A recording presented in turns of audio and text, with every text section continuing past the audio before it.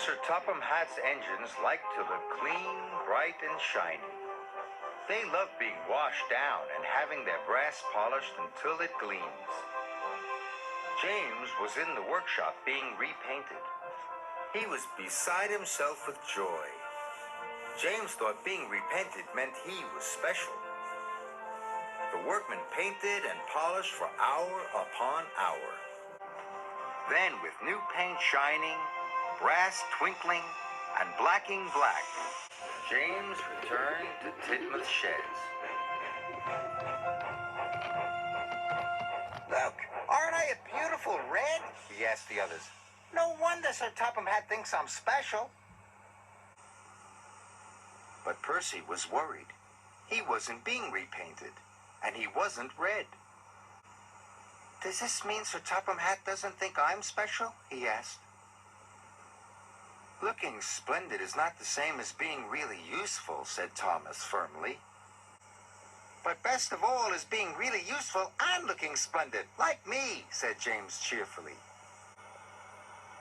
Before Thomas could say anything else, James closed his eyes and fell happily asleep. The next morning, all the engines were very busy. Percy was working at the coal plant. Thomas and Emily were taking passengers up and down the branch lines. Gordon was pulling the express.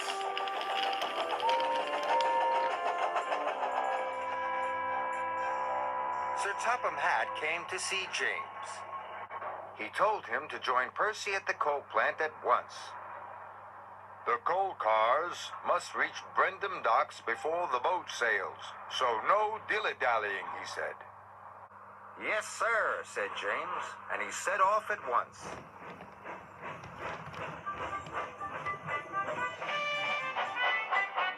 But James didn't go straight to the coal plant. He decided to go by the canal instead. Then he could see himself in the water for yard after yard after yard. Magnificent, he puffed. James had forgotten what Sir Topham Hatt had said. At the coal yard, Percy was working as hard as he could, but he was falling behind. The line of coal cars was getting longer and longer, and the yard manager was getting crosser and crosser. Where could James be? James was still enjoying himself, but there was no one around to share his fun, so he headed for Wellsworth Station. But as James pulled into Wellsworth Station, Gordon and the express were pulling out. The passengers had gone. Bother, said James. He was disappointed, and he left the station. James headed straight for the branch lines. James saw Thomas. Look at me, he puffed. Don't I look fine? You should be at work, called Thomas. But James didn't listen to Thomas. James was enjoying being James. But Percy wasn't enjoying being Percy. He was trying his hardest, but the troublesome trucks were being very naughty. Poor Percy was almost worn out. What will happen to the order now? Cried the yard manager. When James rolled into the coal plant, it was late in the afternoon. Percy was cross. So was the yard manager. To make up for lost time, he said, you must take an extra long line of coal cars to the docks. James was delighted. The docks were always bustling with engines and people. It's the place to be seen, he said. The troublesome trucks are being very naughty, warned Percy. But James still wasn't listening.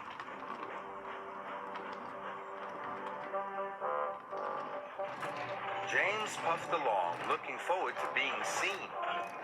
But the troublesome trucks were naughtier than ever. They rocked and rolled and crashed and bashed. James's face was soon covered in soot. Going downhill, the troublesome trucks wiggled and giggled. James had to put his brakes on with a jolt. Coal tumbled out of the troublesome trucks, landing on James. James was cross and biffed the troublesome trucks as hard as he could. More coal flew out. Now James didn't want to be seen. He was as dirty as he had ever been. But on his way to the docks, he kept passing his friends. He passed Emily. And Edward. And Thomas. Thomas thought the only red thing left on James was his face. James trundled into Brendam Docks. He hoped no one would see him. But Gordon was at the docks with the express. He could not believe his eyes. He thought James was the grubbiest, grimiest, dustiest, dirtiest engine he had ever seen.